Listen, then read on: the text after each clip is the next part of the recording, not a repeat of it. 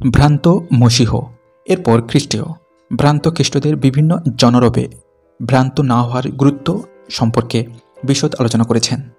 কেউ যদি তখন তোমাদের বলে যে খ্রিস্ট এখানে রয়েছেন কিংবা ওখানে আছেন, সে কথা বিশ্বাস করো না, কারণ অনেক নকল খ্রিস্ট এবং ভুয়ো নবীর আবির্ভাব ঘটবে।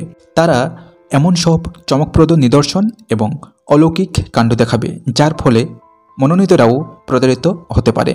দেখো, আগে থেকেই আমি তোমাদের এইসব বলে রাখলাম, কাজেই লোকে যদি তোমাদের বলে তিনি মরুপ্রান্তরে রয়েছেন, তোমরা সেখানে যেও না, কিংবা যদি তারা বলে তিনি এখানে গুপ্তভাবে আছেন, সে কথা বিশ্বাস করো না। বিদ্যুতের ঝলক যেমন হঠাৎ পূর্ব দিক থেকে পশ্চিম দিক পর্যন্ত সমগ্র আকাশে আলোকিত করে, ঠিক সেইভাবে মানবপুত্রের আগমন হবে। যেখানে সব, সেখানে শকুনরা এসে জুটবে।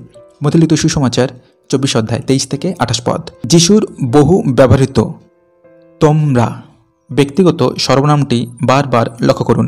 অলিভ পর্বতের উপরে তার শ্রোতারা আশা করেছিল ভণ্ড খ্রিস্ট এবং ভুয়ো ভাববাদীদের উত্থান দেখার জন্য তারা জীবিত থাকবে, যারা বহু অলৌকিক নিদর্শন দেখাবে। তারা আশা করেছিল তারা বিদ্যুতের আকারে যিশুকে আকাশে প্রত্যাবর্তন করতে দেখবে। অবশ্য সেই সময়ে ভ্রান্তির বিপদ হবে ভয়ঙ্কর, কারণ বিশ্বাসীদের বিরুদ্ধে নিগ্রহ হবে তীব্র। ভণ্ড খ্রিস্ট এবং ভুয়ো ভাববাদীদের প্রদর্শিত অলৌকিক নিদর্শনের কারণে বিশ্বাসীরা হবে প্রভাবিত। সেই কারণেই তার প্রত্যাবর্তনের অব্যবহিত পূর্বে কি ঘটবে, যিশু তার শিষ্যদের সে বিষয়ে বারবার সতর্ক করে দিয়েছেন। তিনি চাননি বহু মানুষের মতো তারাও যেন বিভ্রান্ত হয়। প্রকৃত এবং দৃঢ়চিত্ত বিশ্বাসীরা বিদ্যুতের আকারে অন্তঃক্ষীরে যিশুর প্রত্যাবর্তনের অপেক্ষায় থাকবে।